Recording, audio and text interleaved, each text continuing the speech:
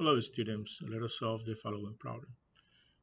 They say that the force of attraction that a negative 40 microcoulombs point charge exerts on a positive 108 microcoulomb point charge has magnitude of 4 newtons. So the question here is how far apart are these two charges? And they give us the Coulomb constant. There is 8.99 times 10 to the 9 newtons meter squared over Coulomb square. So in this case, first let us represent, the two charges. So we have the negative charge here, okay, with negative 40.0 microcoulombs. We have a positive charge here with a charge of 108 microcoulombs. And we know that there is a force of attraction here, of course, because the charges have different signs. And the force of attraction have a magnitude of 4 newtons. So what we want to calculate, we want to calculate the distance r that separates, the two charges.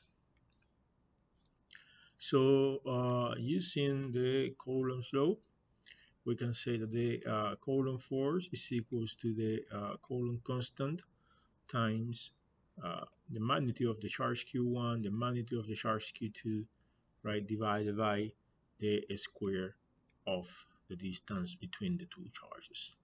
So we're going to solve now for the square of the distance. So we say that F times R squared is equals K Q1 Q2. We divide by F both sides, so we get R squared equals K Q1 Q2 over F, and then we apply a square root, so we say that R is equal the square root of K times Q1 Q2 over F, right? So now we're ready to substitute. So we say that R is equal the square root of 8.99 times 10 to the 9 newtons meter square over Coulomb square times the charge Q1. We must convert the 40 microcoulombs into coulombs. So remember that micro is 10 to the negative 6. So 40 microcoulombs will be 40 times 10 to the negative 6 coulombs, right? So it will be 40 times 10 to the negative 6 coulombs.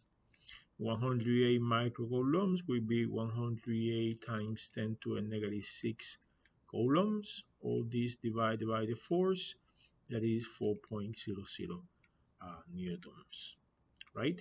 I don't use the negative sign here, of the negative 40 microcoulombs, because at the end, what I know, with this negative sign is that I have a force of attraction because I have charges with different signs. So what I'm going to use is the absolute value of the of the charge, or the magnitude of the charge, right? So when we do the calculation here, we're going to find that the distance between the two charges will be in the order of 3.12 meters.